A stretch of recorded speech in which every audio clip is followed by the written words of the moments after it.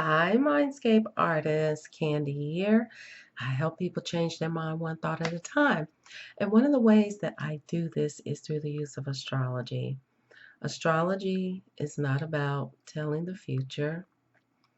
Astrology is not about always how you work in relationships, even though it is um, on a secondary level. But the main thing that astrology does is it teaches you about you. Now, the exciting thing is astrology is one of the only courses that literally, as you learn it, you unfold yourself to you. So it's fun and it's easy. It's not hard because everything is related to you. Okay? So it's not like it's going to be something that's going to pull you away from yourself. It's something that actually introduces you to yourself. So I'm just going to talk a little bit about one of my favorite planets because it's the planet that most people don't like, and it's Saturn. And the reason why people don't like Saturn is because it's synonymous with Satan. It's also synonymous with um, the shadow self. So when you think about the shadow self, it's always that part of the self that we want to hide. Okay? So when you think of wanting to hide parts of yourself, but yet those parts of yourself are always coming out, um, it creates a real quandary between embracing the self and rejecting the self, embracing the self and rejecting the self. We do this all the time, where when we go out and our real self slips out, we feel guilty about it, or we second guess, or we go back and we replay things that we've done or said on impulse. And oh, was that right? Should I have said that? Oh, maybe I should have done this, maybe I should have done that. A lot of times that's the shadow self talking to you. And the way to get that shadow self under control is to simply get to know it and get to love it and understand its origins of where it comes from, right? So, for example, let's say that you were potty trained. I used this example one time, which is pretty good. Let's say you were potty trained and you um, were scolded if you didn't use the bathroom right or if you didn't do what you were supposed to do. Then you gain a shadow around pottying and you take that with you all the way through adulthood. Why? Because everything that deals with the shadow is all about discipline, but it's also all about acceptance. And when we talk about discipline and acceptance, we're talking about two different things. I mean, we're talking about two different things, but they both coincide with each other. So if someone disciplines you for something, you feel like you're not being accepted, right? You feel criticized. So Saturn represents where we are disciplined in our lives, how we are disciplined, right? And what areas require discipline. So it's all about discipline, it's all about correction, and it's all about groundedness. It's all about showing us where our limits are. It's all about showing us like our concrete self, the part of us that we're not able to get rid of. So we have to make friends with it. So if you were disciplined negatively around partying, how do you think that you're going to carry that into your relationships?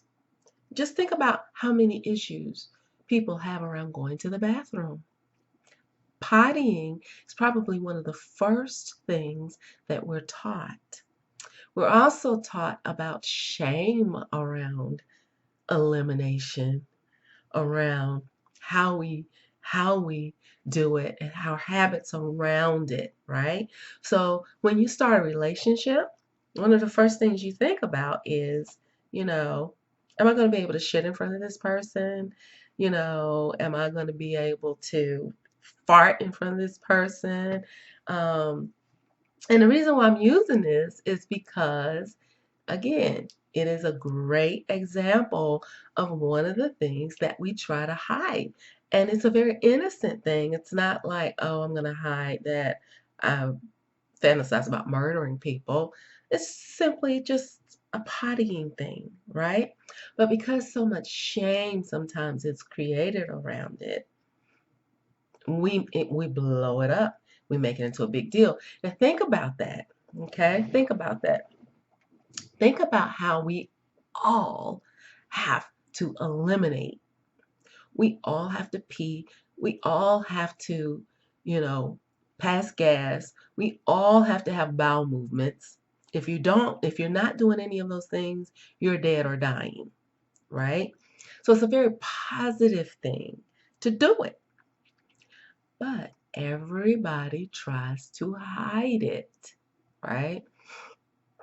And if we don't try to hide it, I'm still trying to get over my cold just a little bit. So if I swallow, I'm trying to keep from coughing.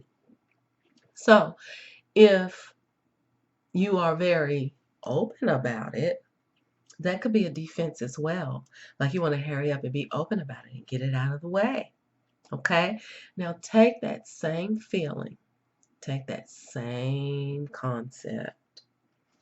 Let's make the connection between simple pottying and our parts of our personalities that we've had to censor since we were children.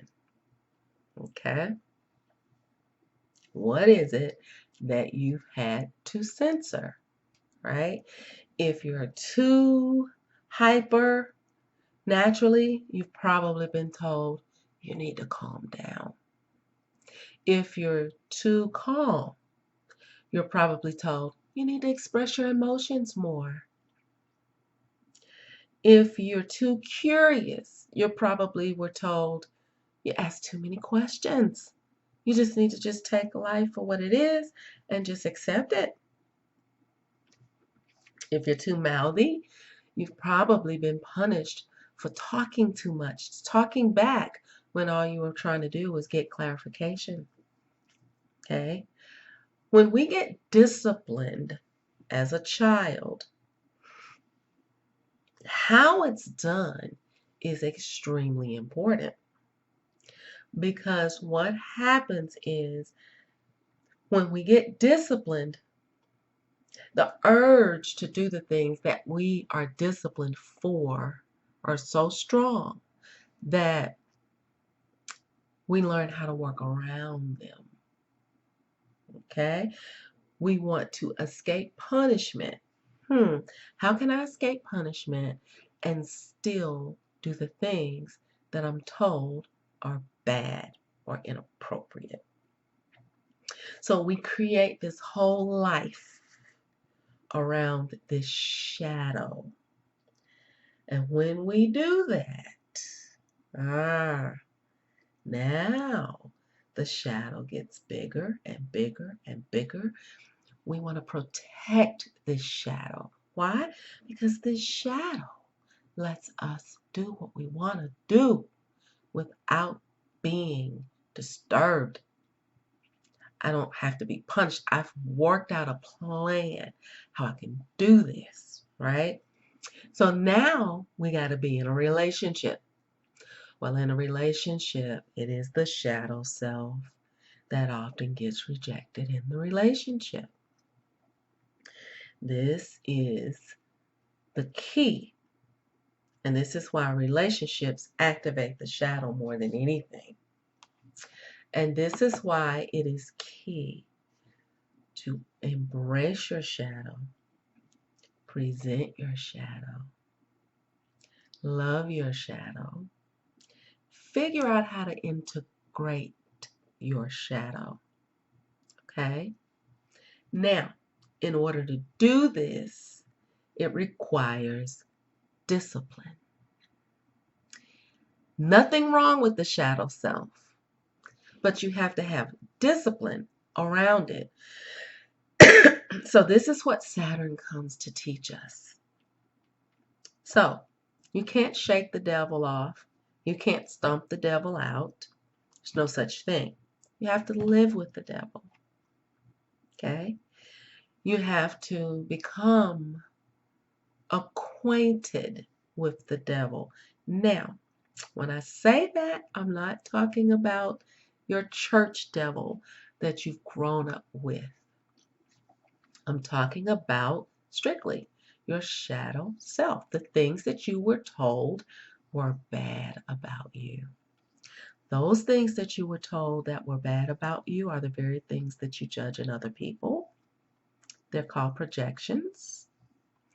They're things that you judge in yourself constantly, where when somebody says, you just don't have any discipline, you're like, oh, wow, I must not have any discipline.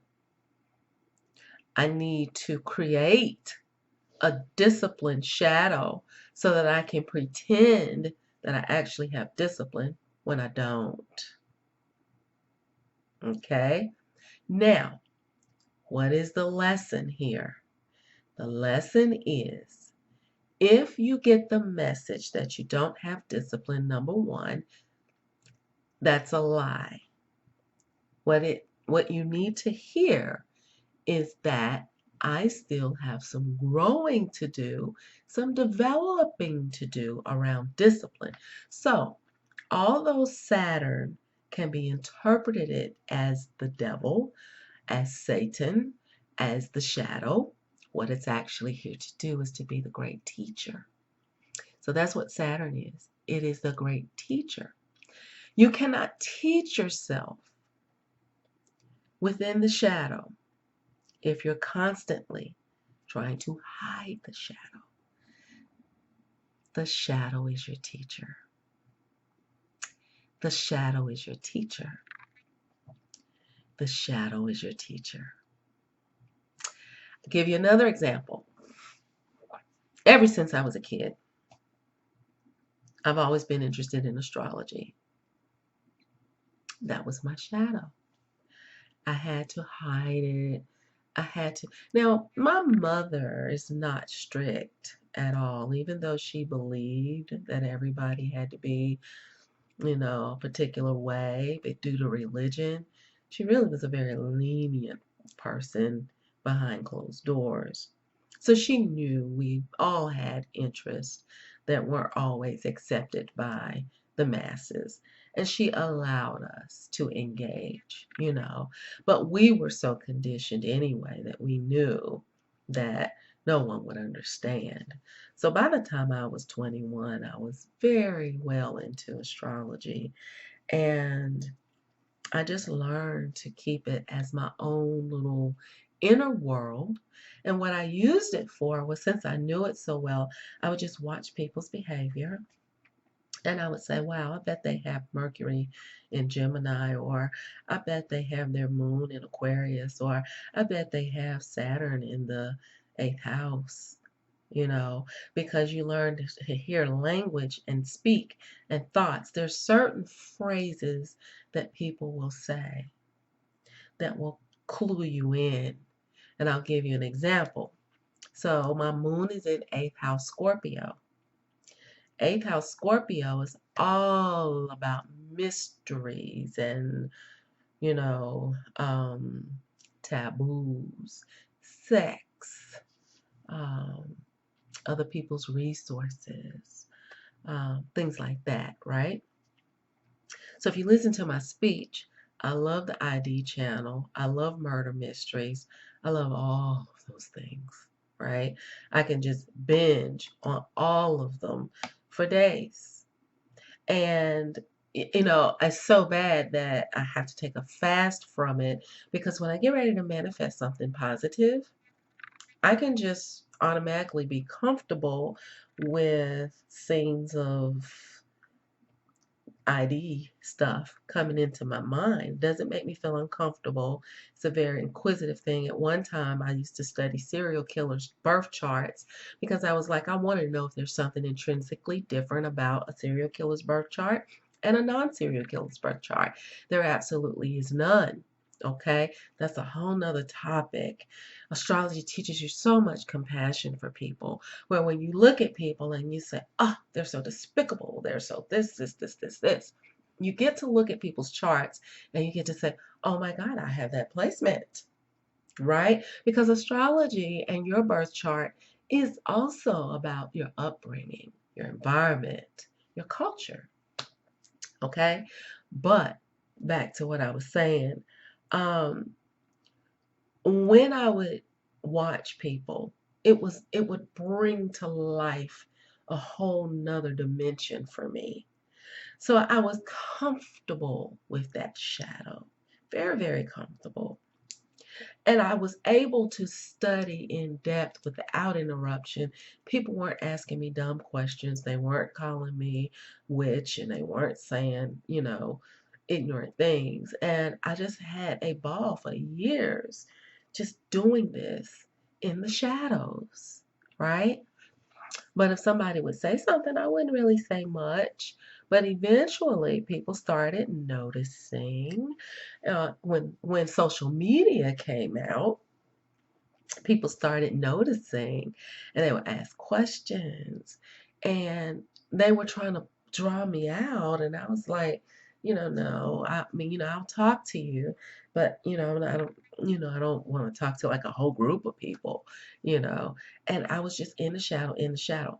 Well, my sister, my friends, and then eventually I just started meeting groups and groups of people that were like, why are you not sharing this information? And I would be like, I don't know, just comfortable not sharing it, right? That's me being comfortable in my shadow because I had created a benefit in keeping that in my shadow. Not really fully. I had accepted it, but not fully accepted it. I had accepted it, but they probably are not interested. So I'll just keep it to myself because if you're not interested in it and you start talking it can make people roll their eyes in the back of their heads. So I said all that to say that many of our shadows are not bad, right? But we feel as though nobody will understand them, nobody will really accept them. I never felt guilty about it or anything like that. It was just that I felt like people weren't interested, you know. And what I was doing by doing that was I was not fully learning, right? Because you learn by sharing. You learn by sharing. So the best way to get really in your shadow is to share your shadow and say, here's my shadow. This is what I've been hiding, you know. And if it's something that's so heinous that you feel like you can't hide it, you're going to have to work with it in a way that you still become intimate and accepting of it. Because what'll set in is an obsession or an insatiableness around it, and it can literally suck you in, right? So you don't want that to happen because it will take on a life of its own. We call it a shadow, but if a shadow ever turns into an entity, something that you just feed, it can literally suck the life out of you. So you'll find people who are carrying around these shadows that they're feeding, but they're feeding it out of fear, negativity. They're feeding it out of shame, rejection. And this turns into a monster, right? This is where the shadow gets dangerous. Okay? And this is how you actually don't learn from your shadow. You actually become smaller than your shadow. Your shadow becomes big. You haven't tamed it. You haven't disciplined it or yourself.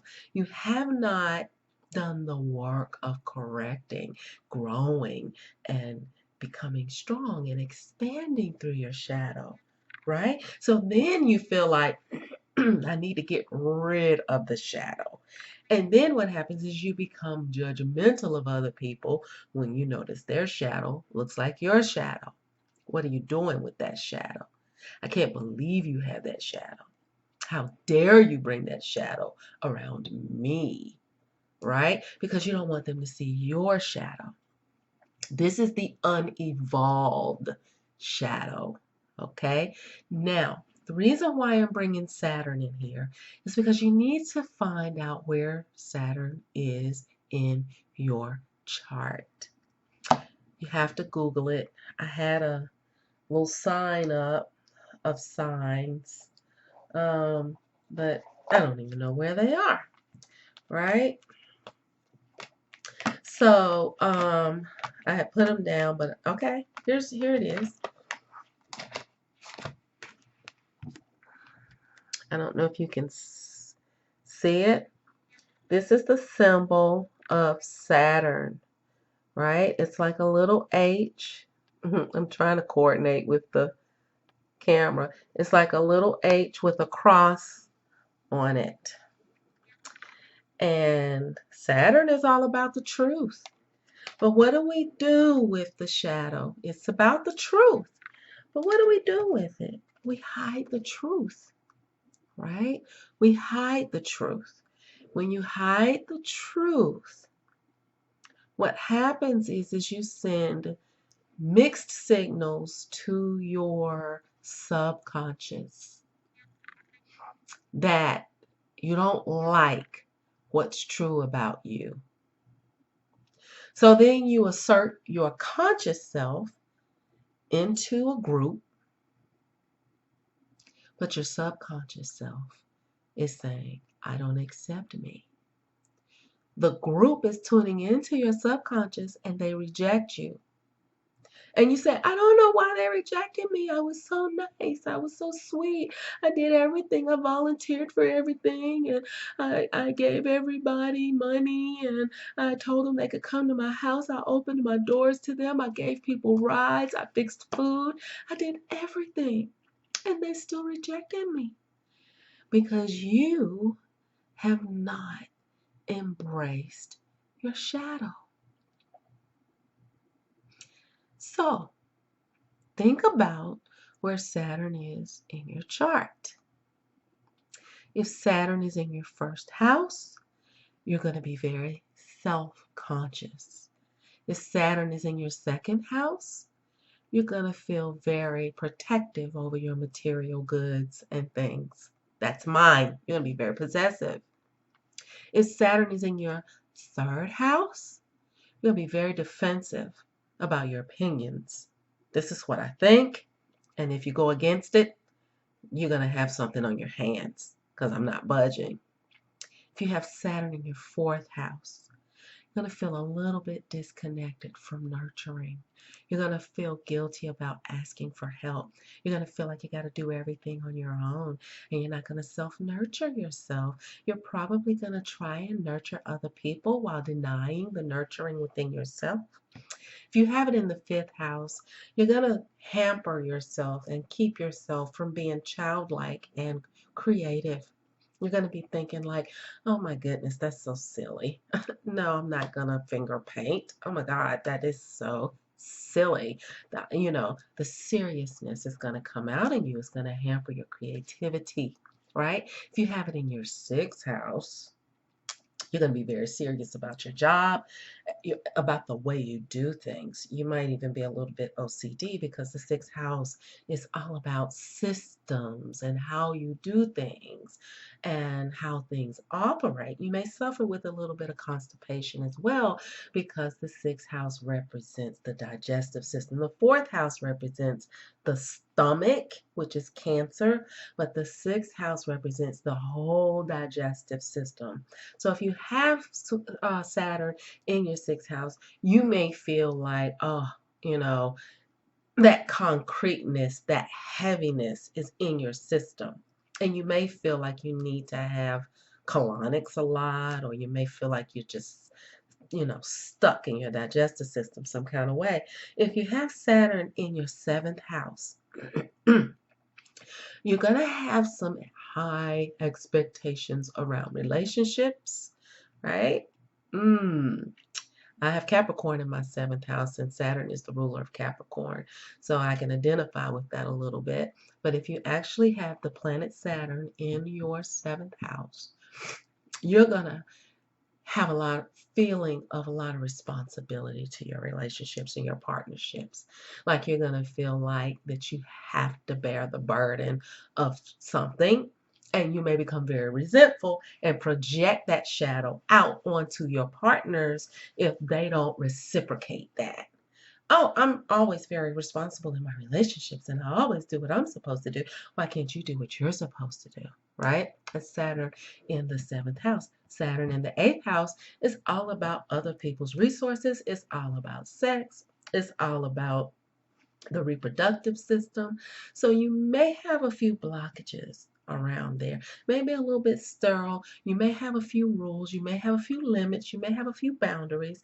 You may have to get really, really comfortable with somebody before you actually feel comfortable opening up to them sexually. But once you do, you may really, really let go, and then you may contract again, and they may have to start all over warming you up, right? But you're going to be very responsible with other people's resources. So somebody could trust you with their money, things like that, right? If you have Saturn in the ninth house, you're going to probably be very studious because the ninth house is all about education. You may be very interested in history. You may be very interested in business. You may be interested in business travel because the ninth house is also about traveling.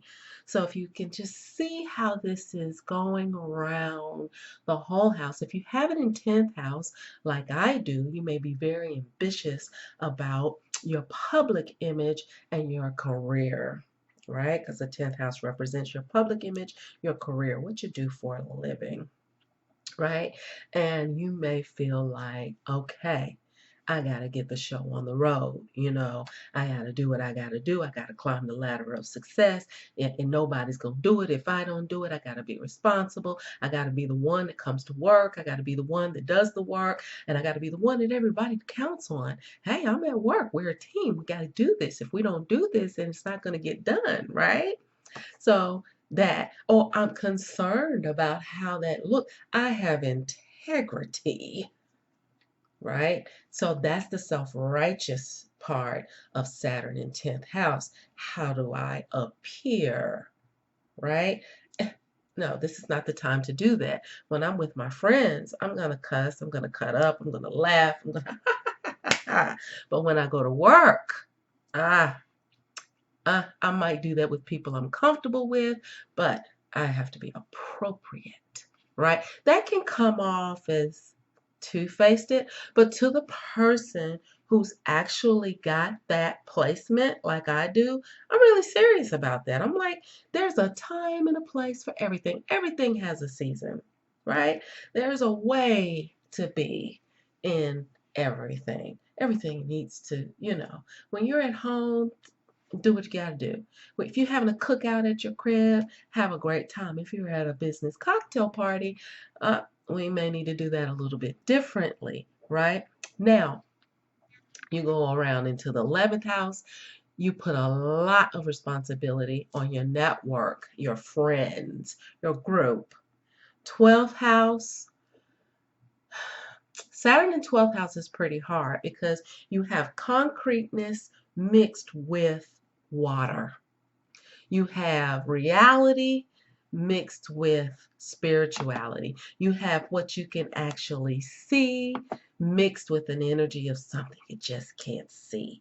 So with Saturn in the 12th house, that individual is constantly being asked to rectify, to balance reality, Saturn, with transcendence and spiritual enlightenment. Ah, I have spiritual enlightenment. A lot of times when people have Saturn in the 12th house, they feel guilty about wanting to be creative like a Pisces. They feel guilty about being dreamy. Oh, I just can't seem to concentrate, but I should be able to concentrate. See how the devil comes out? You see how that shadow comes out? This person is Pisces, but Saturn is there saying you need to concentrate more. You need to stop focusing on all of that dreamy spiritual stuff. You need to get to work. So that person is constantly in conflict about being spiritual, being in reality. One foot in the dream world, one foot in the 3D world, right? So this is why I love astrology so much, because it's not about telling the future. It is the oldest personality system on the planet. And when you know yourself, only in astrological terms, you can plug in all of the exciting spiritual enlightenment things that you run into, right?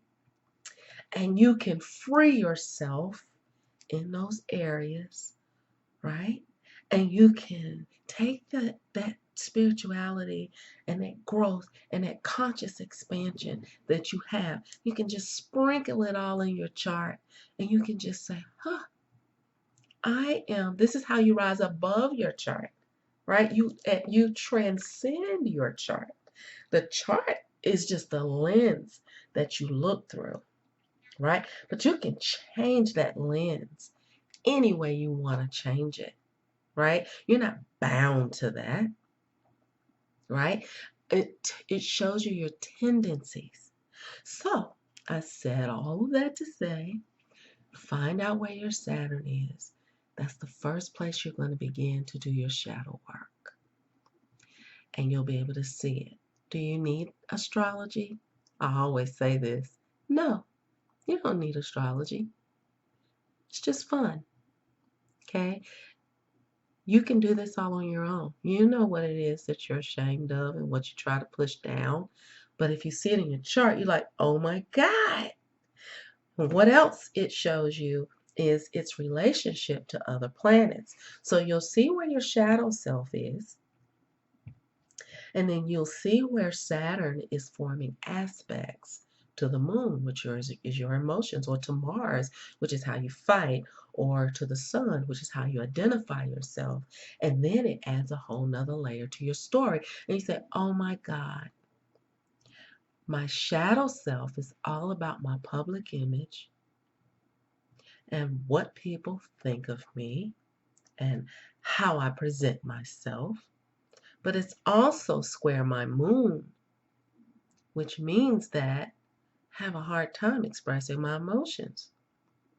So as I'm embracing my shadow self, I also need to address my emotional presentation and how I actually identify with my emotions. Because Saturn is square the moon, it's going to make me feel like this is just a perception. None of this is real. This is how we perceive things. That Saturn square my moon is going to make me feel like I can't really express myself.